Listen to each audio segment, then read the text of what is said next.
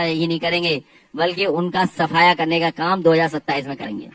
LPG का नया full form आया, लापता गैस, कि भारतीय जनता पार्टी का बनकर के चुनाव न कराएं, बल्कि फेयर इलेक्शन कराएं, अपनी क्रेडिबिलिटी साबित करें कि हाँ, चुनाव आयोग बिल्कुल निष्पक्ष है। प्रेस के अपने साथियों का बहुत बहुत धन्यवाद देना चाहता हूं। विजन इंडिया के कार्यक्रम में पिछले कई महीनों से लगातार कर रहा हूं, और हमारी समाजवादी पार्टी की टीम बेंगलोर, हैदराबाद, कई शहरों में हम लोग अलग अलग टॉपिक पे कार्यक्रम, जहां स्किल इंडिया चल रहा था वहीं एआई पे हम लोग काम कर रहे थे, होलिस्टिक हेल्थ पे बात कर रहे थे, स्टार्टअप इंडिया की बात कर रहे थे, वो वाली बात नहीं, दूसरी वाली। और आज जब मुंबई में हम लोग आए हैं, तो क्रिएटिविटी इकोनॉमी पर बात करने के लिए हम लोग यहाँ पर थे, क्योंकि मुंबई न केवल हमारी आर्थिक राजधानी है, बल्कि क्रिएटिव के लिए भी राजधानी मान के चलते हैं हम लोग। जो क्रिएटिविटी यहाँ पर है, शायद किसी शहर में इतना देखने और समझने को नहीं मिलता है। उसी के तहत विजन इंडिया का ये कार्यक्रम हमारा था। हमारे साथ अबू आसिम आजमी यहाँ के अध्यक्ष हैं, प्रोफेसर अभिषेक मिश्रा जो हमारे साथ सरकार में मंत्री थे, मऊ के हमारे सांसद राजीव राय जी हैं, और समाजवादी पार्टी के कुछ साथी हैं, बाकी डेलीगेट्स जो आए हैं, मैं उनका विशेष धन्यवाद और आभार प्रकट करूंगा। वहीं प्रेस के साथियों का भी जो सहयोग मिलता रहा है, उसके लिए मैं बहुत धन्यवाद दूंगा। जो बात हम लोगों ने यहाँ रखी, जो सुझाव आए, सरकार बनने पर हम लोग अमल करने का काम करेंगे। और उत्तर प्रदेश में समाजवादी सरकार में एग्जेम्पलरी काम किए हैं, और वो उदाहरण बने देश के लिए। जो एक्सप्रेसवे डिजाइन किया समाजवादी सरकार में, उसके बाद जो एक्सप्रेसवे बने, वो मिलते जुलते उसी डिजाइन के आसपास के हैं। जो डिजाइन समाजवादियों ने दी, उसके बाद एनएचएआई को भी अपनी डिजाइन बदलनी पड़ी। हम लोग देश के प्रधानमंत्री रहते हैं, लेकिन मुंबई से जोड़ने वाला दिल्ली का एक्सप्रेसवे अब जुड़ रहा है यूपी से जाकर के, लेकिन उन्होंने अभी भी अटल बिहारी वाजपेयी जी का जो गांव था, उसको नहीं जोड़ा है। तो इंसानियत और दुनिया को जो बेहतर बनाए, वो हमारे लिए क्रिएटिविटी है। जो पॉजिटिव सोच है, वो हमारे लिए क्रिएटिविटी है। सस्टेनेबिलिटी को लाए, वो हमारे लिए क्रिएटिविटी है। इक्वलिटी को जो बढ़ावा दिए, वो हमारे लिए क्रिएटिविटी है। तो उसी दिशा में हम लोग बैठ करके काम कर रहे हैं। हमें उम्मीद है कि आने वाले समय में एक बेहतर भारत बने, बेहतर इंडिया बने, बेहतर हिंदुस्तान बने, उसके लिए हम लोग काम करते रहेंगे। यही हमारा विजन इंडिया का मकसद रहा है।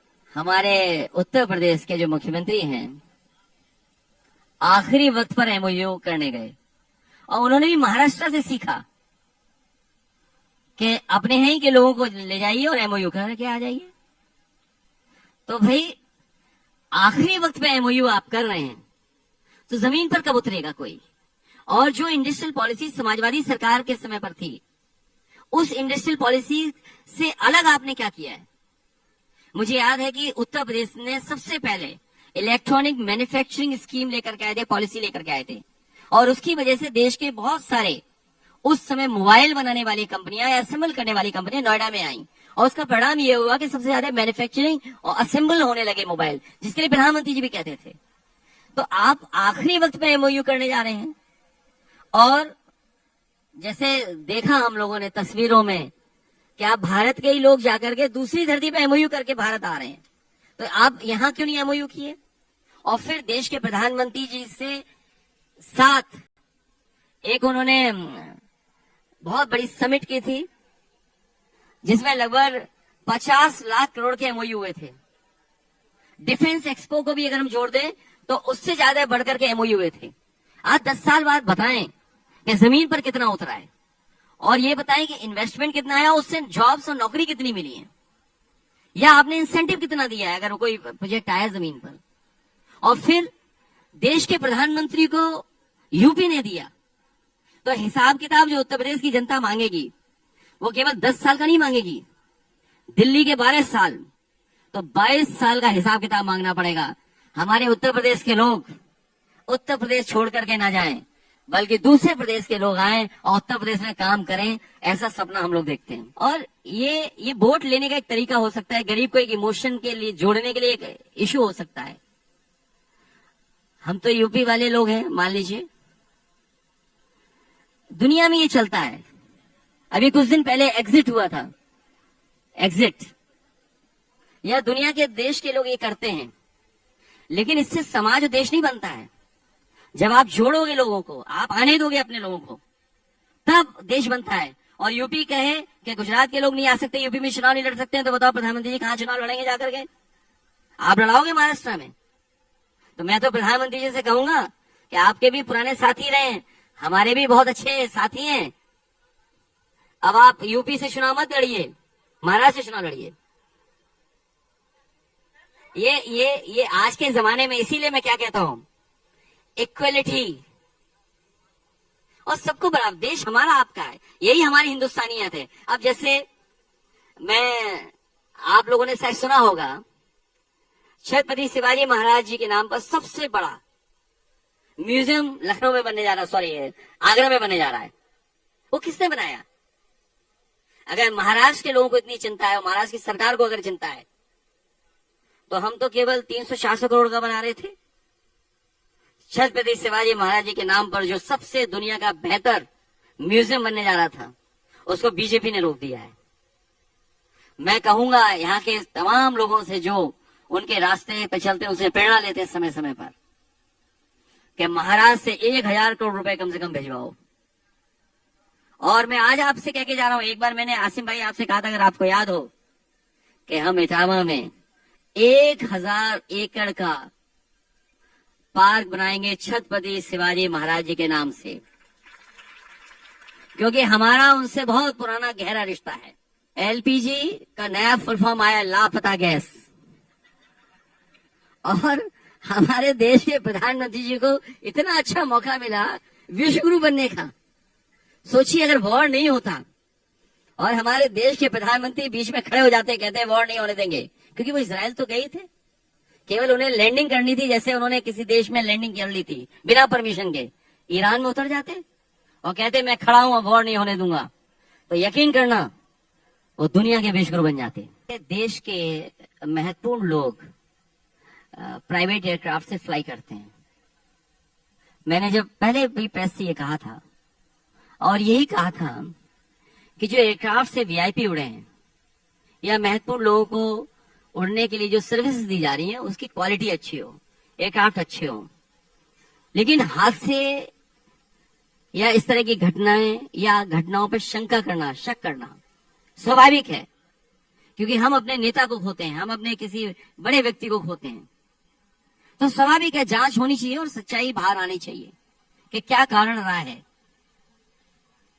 और जो रोहित पवार जी का सुझाव है कि किस तरीके की जांच हो, स्वाभाविक है जांच उसी तरह की हो कि Bharatiya Janata party political party नहीं है, गैंग है। अब देखिए, आप गैंग क्यों नहीं है? पूजनीय शंकराचार्य, उनको स्नान नहीं करने दिया।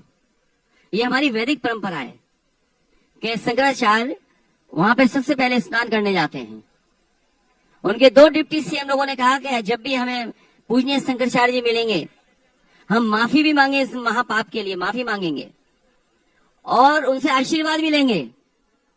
लेकिन उनके गैंग लीडर ने कह दिया कि अगर कोई माफी मांगने गया तो उसको कैबिनेट से निकाल दिया जाएगा। इसलिए मैं गैंग कहता हूं। मेरा चुनाव आयोग से एक ही निवेदन है कि फेयर इलेक्शन कराएं, वो बीजेपी कठपुतली बन के चुनाव न कराएं। हम लोगों ने एसआईआर में देखा है, बीजेपी एडमिनिस्ट्रेशन और चुनाव आयोग एक था। ये चुनाव लूटने की तिगड़ी थी।